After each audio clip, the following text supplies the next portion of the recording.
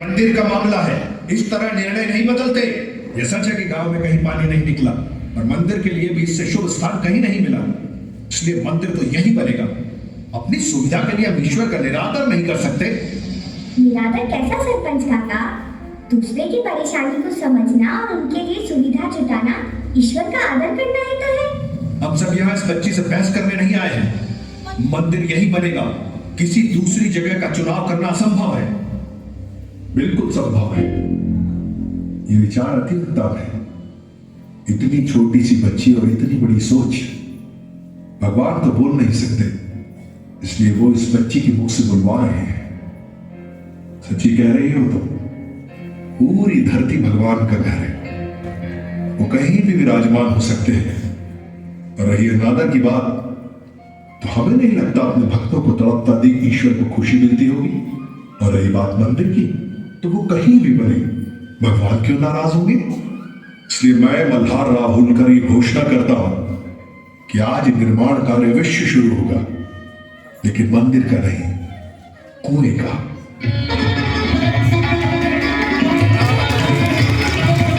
महाराज मल्हार राव की, महाराज मल्हार राव की, महाराज मल्हार राव की। तुम्हारी सूझबूझ और दूरदृष्टि ने मुझे बहुत प्रभावित कर दिया है बेटी। तुम्हारी जन कल्याण की भावना एक दिन तुम्हें जनता की नायिका बनाएगी और भविष्य में यह सौभाग्य मालवा राज्य को ही प्राप्त होगा। पंडित जी, अहिल्या का विवाह युवराज के साथ होगा। मुहूर्त निकाला जाए।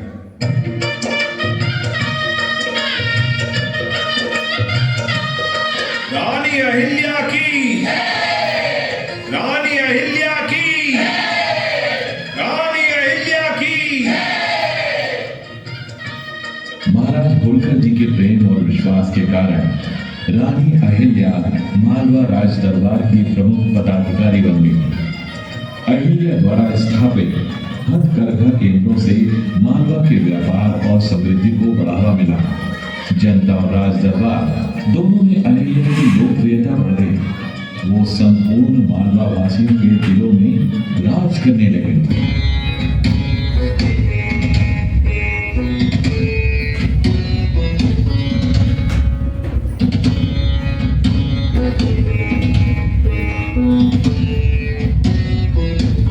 महाराज की जय हो। महाराज, कुछ बुनकर महिलाएं आपके दर्शन करना चाहती हैं। उन्हें सम्मान पूर्वक अंदर आने दिया जाए।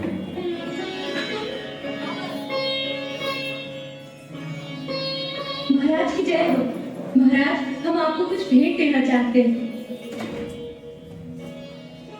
महाराज, हमारा सौभाग्य है जो आपने इसे स्वीकार किया। वाह, इतनी सुंदर साड़ियां। हमने कार्यशाला में अपने हाथों से बनाई है महाराज। कार्यशाला में? जी महाराज, हथकरघा उद्योग चलाकर छोटी रानी जी ने हम पर बहुत उपकार किया है। 2 वर्ष पहले मेरे पति की मृत्यु हो गई थी।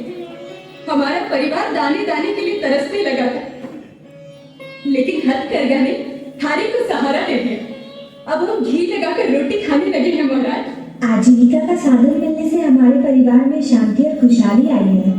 धागों के ताने बानों ने हमारी उलझन को सुलझा दिया है महाराज। हमारा जीवन हरा भरा हो गया। प्रजा का सुखी राजा की सबसे बड़ी सफलता है। महाराज, छोटी रानी जी दया की देवी हैं, कला की पारखी हैं, गुणों की खान है और हमारे लिए वरदान है। नहीं नहीं, ये सब तो बाबा साहिब के आशीर्वाद का फल है। जीती रहो अहिल्या। मालवा में चारों ओर सुख और समृद्धि की बातें सुनकर मुझे लगता है कि हमें अपने राज्य की सीमाओं को चारों ओर फैलाना शुरू कर देना चाहिए। तुम्हारी इस संबंध में क्या राय है अहिल्या? राज्य के आर्थिक विकास का सबसे बड़ा साधन व्यापार ही होता है। अपने हथकरघा उद्योग द्वारा निर्मित वस्त्रों की बाजार में बहुत मांग है। यदि हम उत्पादन बढ़ाते हैं तो लाखों लोगों को रोजगार मिलेगा। मालवा की कलाओं को प्रोत्साहन और इसके द्वारा सीमाओं के विस्तार में भी मदद मिलेगी बाबा साहेब। सीमाओं का विस्तार वस्त्रों से नहीं होता अहिल्या, इसके लिए शस्त्र उठाने पड़ते हैं। शस्त्रों से सीमाओं को तो जीत सकते हैं युवराज जी, लेकिन दिलों को जीतने के लिए तो लोगों को आय के साधन उपलब्ध कराने होंगे। तो आप क्या चाहती है? कि राजा अपने राज्य का विस्तार न करे? विस्तार से ज्यादा हमें विकास पर ध्यान देना चाहिए।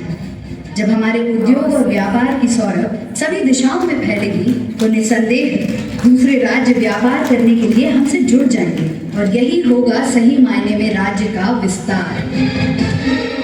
प्रजा से अलग राजा की अपनी एक दुनिया, उसके शौक और महत्वाकांक्षाएं भी होती हैं। अपनी प्रजा की सुरक्षा के लिए शस्त्र उठाना एक राजा का कर्तव्य है, किंतु शौक और आदत के वशीभूत होकर तलवार चलाना अपराध है। तो क्या आप हमें अपराधी घोषित करना चाहती हैं अहिल्या? बिल्कुल नहीं, हम तो सिर्फ सत्य से साक्षात्कार कराना चाहते हैं। इतिहास साक्षी है इस बात का, आज तक तलवार की नोक पर ही साम्राज्यों का विस्तार हुआ है अहिल्या। इतिहास इस बात का भी साक्षी है युवराज। राजा महाराजाओं ने हथकरघा, हस्तशिल्प और कलाओं को बढ़ावा देकर अपने व्यापार को फैलाया और दूध में शक्कर की तरह संस्कृतियों के सम्मिश्रण से साम्राज्य का विस्तार हुआ।